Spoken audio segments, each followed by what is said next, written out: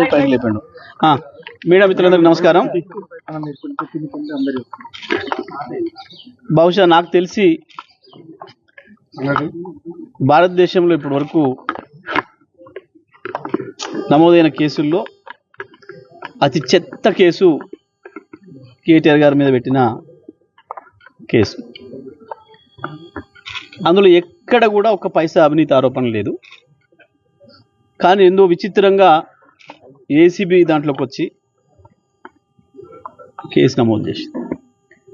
తెల్లారే వరకే, కూడా తెల్లారలేదు, అదే రోజు సాయంత్రానికే ఈడీ దిగి నోటీస్ ఇచ్చి చూడగానే అర్థమైపోతుంది సాధారణమైన ప్రజలకు కూడా, వీళ్ళిద్దరు కలిసి బడే బాయ్ చోటే బాయ్ కలిసి ఏం పని చేస్తున్నారు, ఎవరికి భయపడుతున్నారు ఈ దేశంలో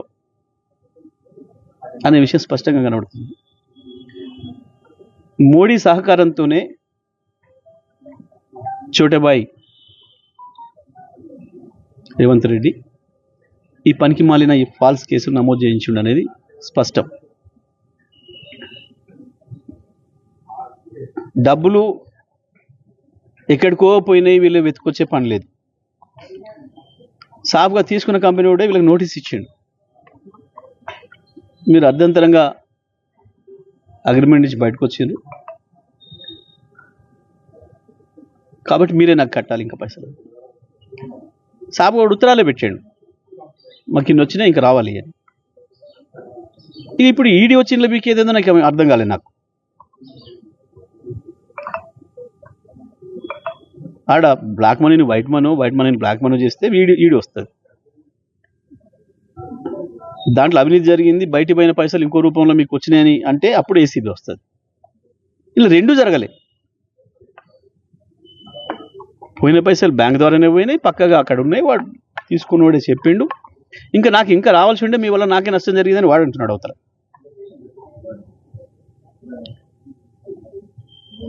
ఇంత స్పష్టంగా కనబడుతుంటే ఆయన కేసు పెడితే, ఎక్కడైనా ఇప్పటి వరకు కేసు పెడితే ఇచ్చినోడు ఒకటి తీసుకుంటాడు ఒకటి ఉండాలి.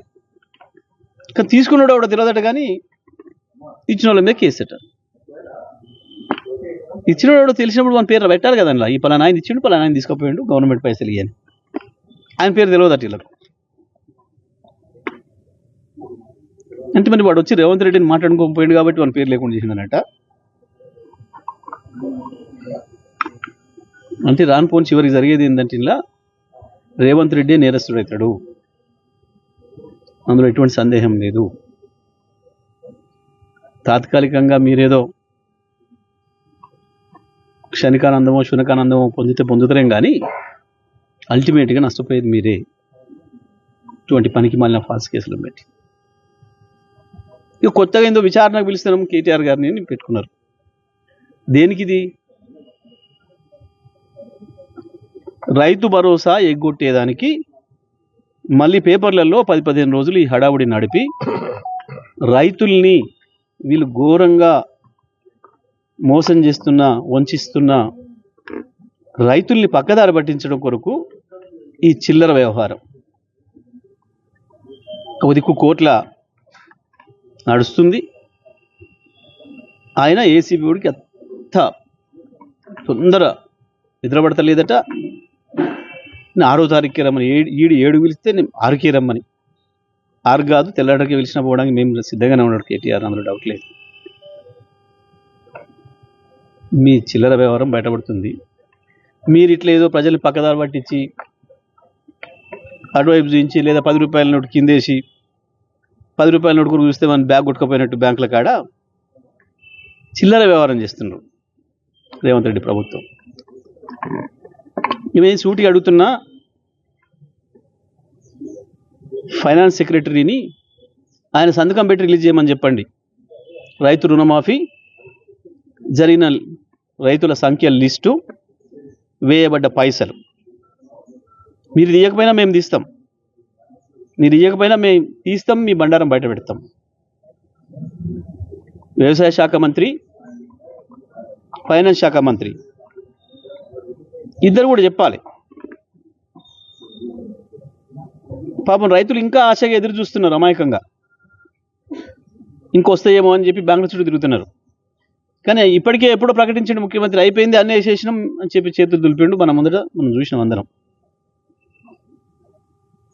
ఇక రైతు భరోసా ఎగ్గొట్టడానికి, రైతు భరోసా విషయంలో మీరు ఏదైతే నిబంధనలు పెట్టి కోతలు పెట్టి వాతలు పెట్టి ప్రయత్నం చేస్తున్నారో ఈ చర్చ నుంచి పక్కదారి పట్టించడానికి